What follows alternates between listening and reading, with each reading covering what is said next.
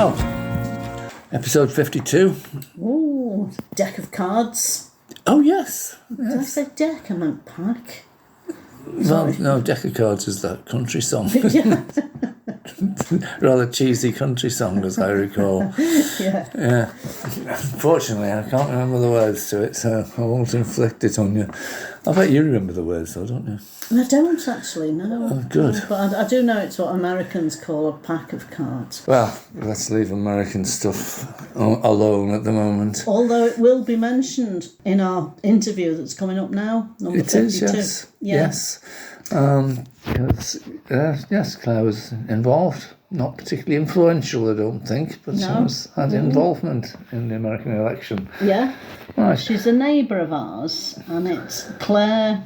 You can remind me of her surname? Convallaria. Convallaria. A lovely name. Cool name. Yes. And she's very interesting.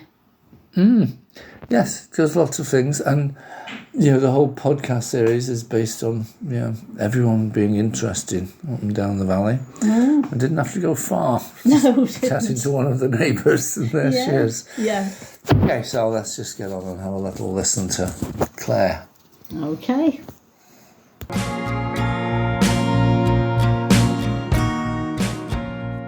So, we're sitting in our kitchen with our neighbour Claire. What's your surname, Claire, again? Convallaria. Convallaria, that's lovely. Claire Convallaria. And Claire does lots of things, but including trying to introduce girls to STEM subjects and home educates the 4 children who live at home. So let's talk about the introducing girls to science and technology first. What does STEM stand for a start? I know STEM subjects, but what's it mean? So science, technology, engineering and maths. Right, But this year, STEAM has got quite trendy. Oh. So science, technology, engineering, arts and maths. And it's to recognise the animators and designers who work in kind of the science design area. Right, but it's still an arts thing. That makes sense because, a lot of modern graphics is both scientific and arty. Yeah. So what drew you into that and how does it manifest itself? It's been a long time coming. When I was at high school, I was interested in biology and politics and I couldn't really pick. So then I got to university and I decided I was going to study policies within biology and be a sort of expert in science policy.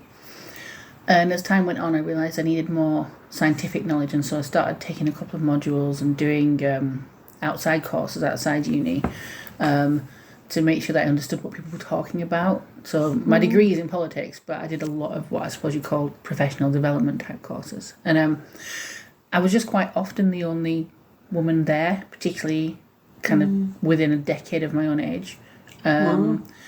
Most of the women that I met were very senior in the 60s and 70s and saying we don't know how there's been a gap. How am I here? But then there's not someone in their 40s and 50s in the rooms we go into. Yeah.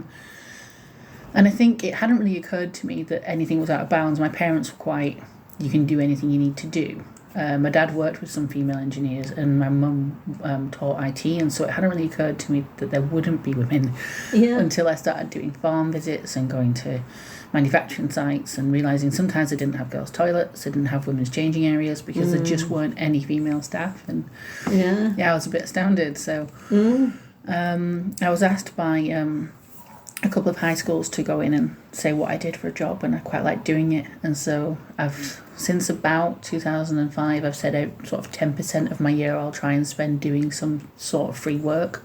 Yeah. It's usually been in that area. Sometimes it's been in sustainability, but it's usually in kind of getting people into STEM careers. And how's it going with that? I mean, are you welcomed in by the schools? And do the girls like it? They do, but I have to say the last few years it feels like it's changed a bit from getting girls into STEM to other people into STEM, because actually the girls into STEM thing is being solved by so many people. But people who are, say, struggling academically or having home issues or economic issues aren't crossing that barrier. And so we're finding that most girls who do cross that barrier already have a pretty good home situation or economic situation that'll help them overcome any barriers they might encounter by being a woman. Yeah. And actually, I'm starting for the first time to have, when I interview for a job, I mean, I'm self-employed, so when I pitch for any work, many more of the managers are female, and some of them are younger than me that are hiring me, which is fantastic. And so I worked at a local CIC last year to do a survey on... What's a CIC? Sorry. The Community Interest Company. It's like a non-profit company. Okay, yeah. And we decided to do a survey on, is there still a problem? Is it more of a specific problem now? Or is there anyone else that needs help instead? Because I kind of like my volunteering to be data-led. I don't want to be patronising and go up to people and say, this is how to get into science, and then actually find out they're fine and they don't need help when someone else might. Well, it's great that you kind of appraise it as you go along. I'm quite fortunate. The CIC that I'm on the board of has got some people who've worked for Toyota, people who've worked for political parties, and they've all got quite data mindsets. And so they've really put all for free, quite a lot of work into analysing who we should try and help next. So I'm not on my own doing it. It's certainly like a team effort. But we got to 50% female board members, and we've started to make sure we've got a mix of ethnicities, educational backgrounds, and wealthy versus poor backgrounds and things, because we found that when we advertise board roles, people from who are in families where there'd never been anyone self-employed or gone to uni, they weren't applying to us to be on our board, despite the fact we needed their input. So it's become more of a socioeconomic background issue. There are still specific types of girl who are struggling to get into STEM but want to, but that's usually that they're getting into office roles and they'd rather be in physical roles, or they're getting into they end up becoming trainers because they're naturally kind of talkative and they're seen as caring, and so they get being made to be the trainer rather than going up a more obvious career ladder as a project manager or something. So it's more career help at that stage.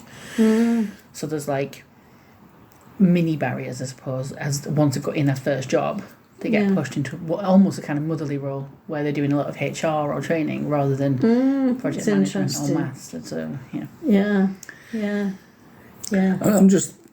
things just occurring to me as you're talking. I mean, I left school in 1972, and I think most of the lads wanted to be engineers of some kind because lots of their dads were engineers or looked up to engineers if they weren't skilled themselves.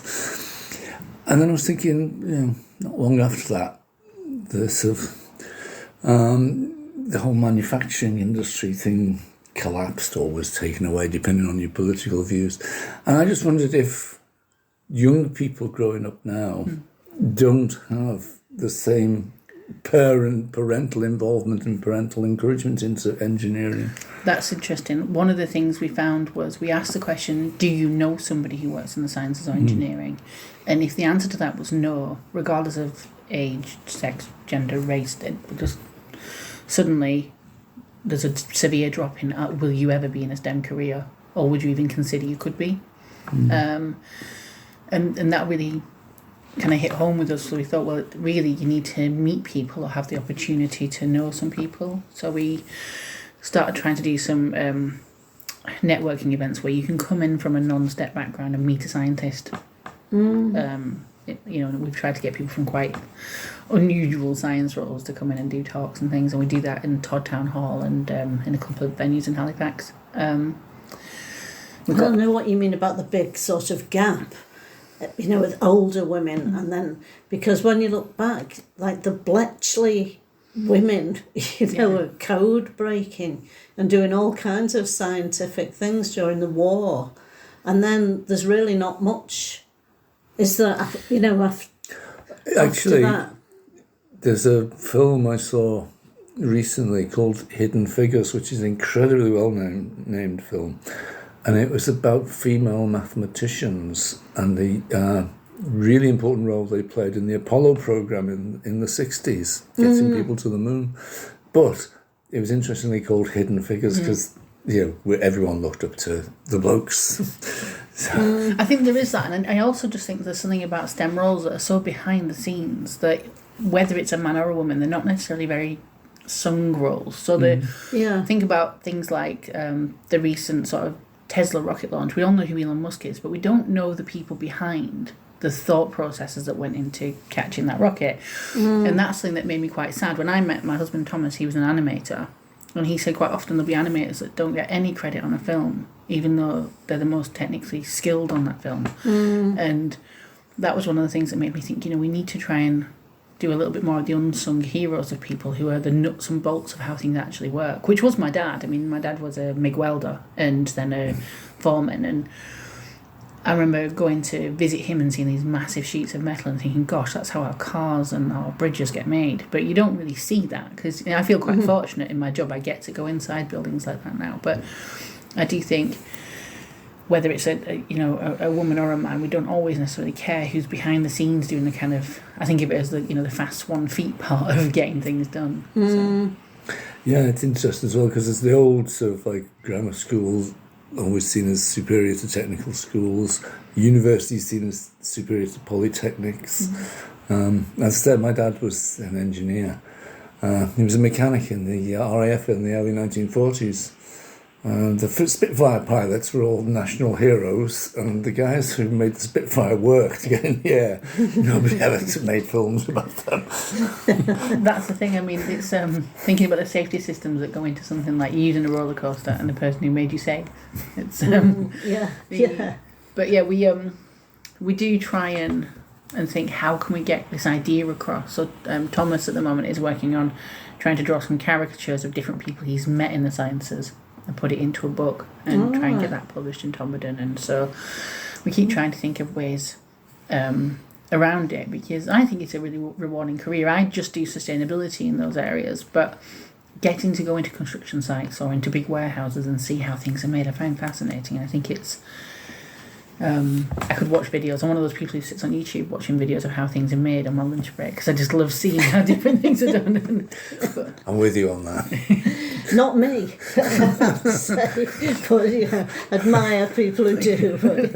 Things like, how is a bourbon made? Fascinated. Yeah. So you mentioned sustainability. Tell us about, and you said you were involved in sustainability and the US elections. Yeah, that was one of the things. I'm a bit bleary-eyed, and I'm sorry to your listeners if I don't make much sense today. I stayed up for the elections, but since doing biology and politics at uni, my first job immediately was in sustainability, and so really I've been doing it now for sort of over 20 years, and it's all I've ever done is sustainable business development, which is where... what does that mean? It's basically a combination of trying to make a business or an organisation financially efficient, but at the same time caring about its social and environmental responsibilities. Right. But you have to come up with solves that are commercially viable, so that when you're gone, they'll continue doing them. And so my work's always been in sustainability in one way or another, usually to do with agriculture and construction. But because of having a politics degree and being a bit personally obsessed with elections, I've done a little bit of journalism and writing over the years. And so this year, in quite an apolitical way, I've just been analysing the suggested climate and energy engineering and finance and oil-related policies that we think are going to come out of the US, because some of the clients that we have here in the UK and will be impacted by the change of government and change of decisions. And they've just been impacted by the change of government to Labour. So it's sort of trying to comment in a more factual, predicting sense rather than having a partisan view on it. Of what will happen and what might change and where to make the best of things depending on your own responses to the result. So I was trying to keep an eye on quite a lot of different science and engineering companies, and also financial metrics to see the response to the election result. And the same here, when Labour announced that they really wanted to get building, that impacted our building industry and investment in it quite quickly. It has a immediate impact. So part of one of the things that in sustainability you're expected to be able to understand is the future of policy and finance and be able to predict it for your clients or for local councils. Wow, good luck with that. Yeah. So it's, just in terms of sustainability in buildings, it's not just building for designing buildings for climate change. it's also bearing in mind what you think or hope or expect government policies to be as well. Yeah, particularly around housing, because we know that we need to reclaim empty houses and build new ones, but we need to try and do it as sensitively as we can, and preferably mitigating any environmental impact. But then on the other hand, we need people to have nice, clean, warm houses. So it's balancing that social and environmental kind of priorities and ethics. Because there's a temptation to think when governments, before their governments say we're going to do this, just to think, oh, they're just saying what people want to hear. But in your experience, is it true that they do want to solve the housing crisis or make them affordable or whatever? I've worked with quite a few politicians over the years, and I've met some that I'm sure are career ones, and I've met some that I'm sure just want to get elected. And then I've met someone that I would consider to be true public servants of all colours and backgrounds, who really mean it.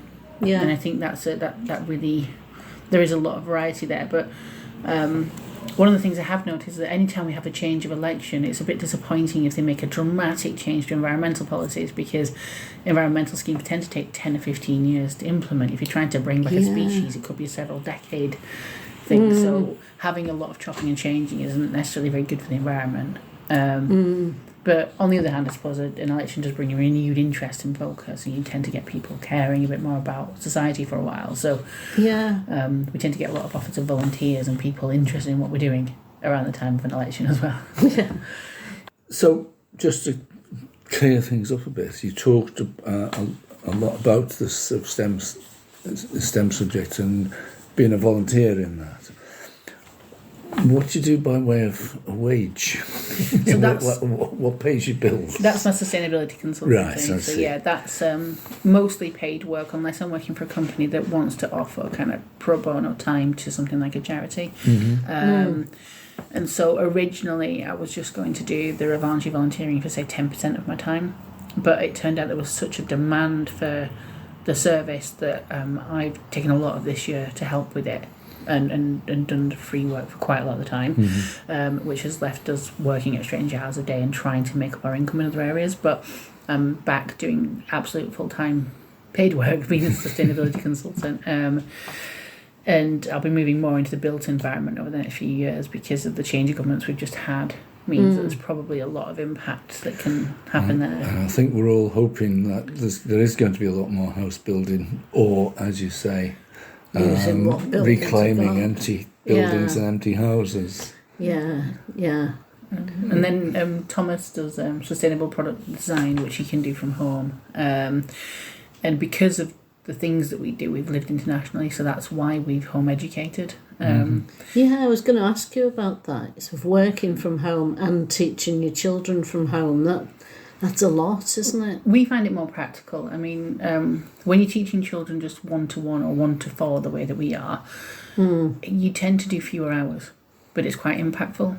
And so Esme, both the girls actually just learned to read quite naturally and easily. It wasn't really a stressful issue. We follow the Swedish model where you don't do much with them until they're 7. I was going to say in Scandinavia that's the way, isn't it? And we just find it really works. I mean, I was a single parent when I first started this job, and I was alone with my 2 eldest children. And I had one child that had various medical reasons that primary school was a little bit awkward for her, just in terms of practicalities. And then another child that was a high achiever. And so they tried to put him into a class where he was with people 2-3 years older than him, which wasn't very good for him socially. No. And at the same time, I was after a job in Switzerland. And so I home educated him, and we went and did a contract out in Switzerland. He picked up a second language that he still uses now. And which one, by the way? They have a lot of languages in Switzerland. Yeah, well, he picked up quite a lot of French, which he's still not bad at. Then my parents had moved out to Spain, and he picked up that as well. And now he's a bit of a show-off about it. So he can be rude. Can't have everything. No, he can be rude to you in too many languages. But if I could speak several languages, I would show off all the time. Well, so he's and now he's picked up a bit of Ukrainian because his girlfriend's Ukrainian, and so he's picked up a few more words he knows I don't know. But Yeah, and we think it worked well for us, but it is harder. You need to have a plan, and you need to have a job where you couldn't do it if you had a practical job like working in a factory or working on in a site every day. But we just try and plan the year so that only one of us is working on something physical and the other one's on a computer and vice versa. And then see each other like ships in the night. But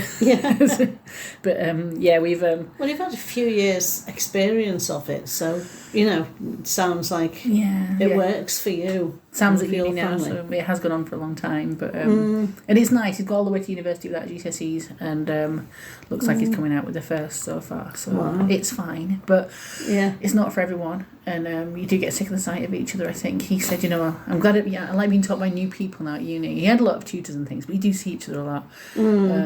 But yeah, it does make a good friendship, so we know everything about each other. But which I suppose not many people can say about their teachers. Yeah, I suppose you can't sort of be cheeky to your teacher and hide it from your mum if they're both the same person. And you learn a lot. I mean, I've learned some strange things because kids ask you weird questions, and you can't just say ask your teacher. And so if they ask you about why was Pluto stopped being a planet, you think, oh gosh, I've got to learn about space now. I don't care about space. And so. Yeah, so if they have different interests to you, Crystal was very interested in horse riding, my eldest, and I wasn't, so I had to learn about horse riding. But yeah, it's and then eventually you start farming that out and paying someone else to teach it. Because you think, no, I'm not a horse rider. But so far none of the 4 young ones like anything one of us knows something about. So give them time. Yeah, although Tom went to a very different high school to me. He went to quite a very urban and almost grammar school like high school in North London, so his grammar and writing and penmanship are much better than mine, and I think some of my practical things are better than his, so we kind of sounds like that north-south thing. It does a bit, and I'll say ask your dad, and so that's there's like I can't draw a cat, well my cats don't look like cats, ask dad, but but then if it's a sort of how do I do this? They'll come and ask me. And so we kind of juggle it. And then we're both quite into sports, and Tom's younger than me, so I do sport theory with him, and then he takes them out and gets wet and muddy. So it goes okay. Good. But, that's the kind of division of labour you'd approve of. Yeah. Can I just ask about the home ed thing? Do you have a timetable, a start and finish time each day, or how does it work? We used to. When I was on my own, and I was obviously quite busy because it was just me, Sam and Crystal did maths and English in the mornings, afternoons were more practical, or we'd go for days out or do other things. And we just make sure that core subjects were done in the mornings and their interests were in the afternoons and weekends. I think I'm more confident about it now, and we're less rigid about it. Right. And it's different for each child. So our eldest that's at home now, she likes a timetable to know exactly what she's doing. Yeah. Whereas her sister really likes being surprised. And so they need a different style to each other, which is easier to do when you've only got 40. I don't know how they do it with 30. I think it's impressive, but because I couldn't do a class of 30, I like that some people can, but the way that we do it is kind of say, well, do we feel like they're all achieving kind of maths, English, science, health and personal things that they need? And if all that core stuff's done, we'll be flexible about how long we spend on something. So we might have 6 weeks where we're obsessed with pasta and pasta making and how it's made, and that was our summer really, because they became obsessed with pasta and wanted to know how we got pasta, and then making it our own, and it became a science of cooking. I was going to say there's a cookery class teaches all kinds of weights and measures and chemistry of how the ingredients change when they're cooked, and then they go in the directions. So Esme made her own little book about that. Whereas the others were more interested in taking photos and eating because they're younger, and so it goes in different ways. And it was the same when Sam and Chris were little. He's particularly academic, she was particularly practical. And they were just different to teach, but I quite like that they get to do it their own way. We do try and keep them so that if they had to slide back into school, if one of us got ill or touch wood, something happened to one of us, the other one could put the children in school. So we try and keep them loosely at the same rate as kind of a UK student in their year group would be. Not rigidly, but so that if anything awful happened, we've got a backup there. And then in Sweden, where we go sometimes for work, you can't home ed legally. So if we were there a long time, we'd have to put them in a school. So we just want to make sure that we keep them at that level. But That's your sustainability long-term planning, isn't it? It is, yeah. We are kind of, and I am conscious that I'm nearly a decade older than Thomas. So I was thinking, if one of us was to get ill, it's probably going to be me, and I do a lot of the teaching. So we kind of try and keep them ready for school just in case the worst happened. But and also, if something financial happened and one of us had to go daily to an office all the time, then it wouldn't be practical. So, and if any of them ever asked, if they said we want to go to school, it would be a yes. They know people who go to school. They know people who are educated. They haven't ever. Sam was curious during his GCSEs, and we debated letting him go for GCSE and A-level, and then the pandemic happened and completely he didn't get to experiment with that. That was taken out of your hands then, wasn't it? But, so that meant we were prepared for the pandemic because we were already home editing, so it wasn't... I mean, like I suppose like everybody else, it was a bit kind of suddenly being locked inside is not the same as home editing because we go out for days out, go to museums. We were all we were in Wales, so you were only allowed out 30 minutes a day for a long time. But yeah, it meant we were ready for that. And then he found out that there were several universities that we were open to not having GCSEs, whether or not you'd done the pandemic or, whether or not it was just a home ed thing. And so we did the American SAT, which you can do from, even if you can do from the UK, even if you're not American, and it proves your English and math skills. And so he took that instead as though he's an American student and used that for his uni evidence, which only takes a day and sort of £70. So that was cheaper than GCSEs, actually. And then... Dundee University said it was impressive that he'd done that during the pandemic and travelled and things, and they actually gave him a bursary and said, we want you sound interesting. So we love Dundee Uni now. So if you are a home edder, Dundee Uni. That's fantastic. Yeah. Oh, that's been really interesting. Thanks, Claire. You're welcome. So, thank you for inviting me. And so I didn't know my neighbours did a podcast. That's so cool. So. Yeah. And don't forget, our podcasts are also available on our radio show, Viv and Dave's All Sorts.